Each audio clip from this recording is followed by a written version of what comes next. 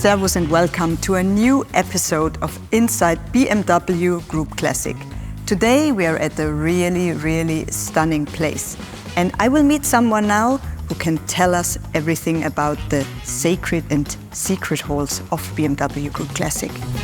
Servus, Hi, Flo. Silke. Good to see you again. How are you? Good, and you? Yeah, fine. Yeah, so cool to be at this cool place here. Yeah, Thanks for giving us access. Yeah, you're welcome. Yeah. You're welcome. It's a very secret place here, right? Not a lot of people know about it. But why is that the case? That's such a secret place here because we have more than 700 cars located here, and the most expensive and the most valuable cars are here. We have to conserve the cars, we have to conserve materials, the paintwork, so it is not for public. We have the BMW Museum and we have BMW Classic headquarters, but here is a very secret place. Mm-hmm. Cool. Thanks a lot for giving us access here. Yeah. And by the way, have you seen Mark? Yeah, I think it was upstairs. Okay, I have a look. Thank Yeah. you, and Yeah. see you later. See you later. Yeah? Bye. Thanks, Flo. Bye. So today's episode is about the Neue Klasse. One of the episodes about 2 years ago with Mark and Christoph was already about the Neue Klasse, but then they were dreaming of the beer garden, nice weather, so they didn't talk about the exterior of the Neue Klasse. And this is what we will start with today.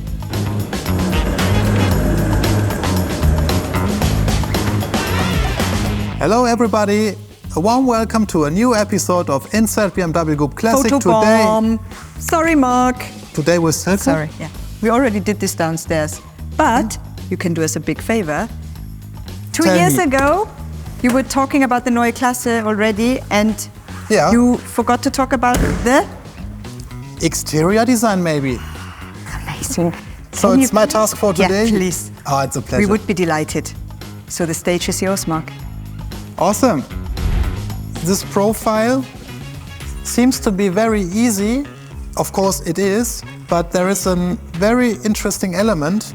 It's the so-called SIG line. And this element you can still find today in nowadays cars of BMW, and it was established back then. It's a sort of Italian style, if you ask me, because the design team of Wilhelm Hofmeister back then was working together with Giovanni Michelotti, a very famous Italian designer. And obviously this was his idea. Some of you might be able to see a similarity between this car and the BMW 507, because in fact all these elements are somehow taken by inspiration of the 507. Back then the headlights had become more and more important. And one interesting fun fact about the car is that first the car was intended not to have a BMW kidney. Mr. Herbert Quandt came to the company at the end of the 50s and he was involved in the whole development, and it was his personal decision to put the BMW kidney on the car.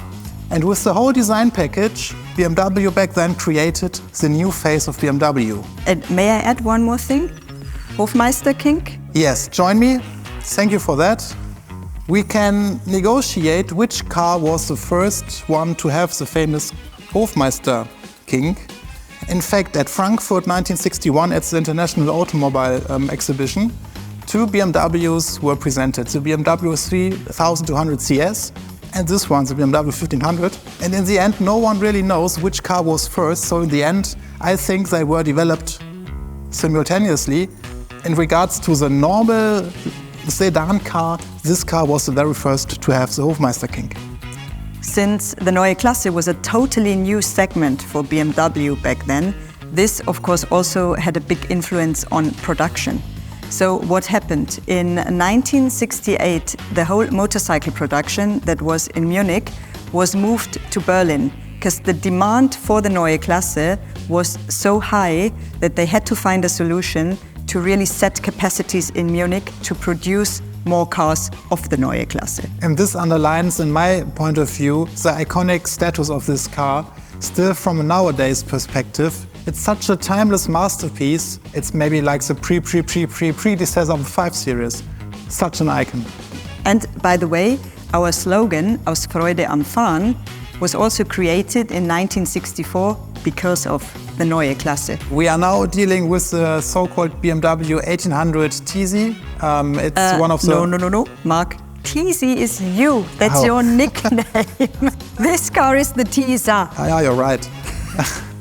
But this gives me a chance to explain why it's called TISA. TI stands for Turismo Internazionale and SR stands for Sonderausführung, which means in English sort of special edition. And this car was the fast peak of the whole Neue Klasse. It had 130 horsepower. It was bloody fast and it was the basis for many race victories during the 60s, especially on the Nürburgring. Between 1960 and 1970, BMW tripled car sales, and this was mainly because of the Neue Klasse cars. And also the turnover achieved rose by over 7-fold. Exceptional, and it showed that the Neue Klasse was such a popular car back then.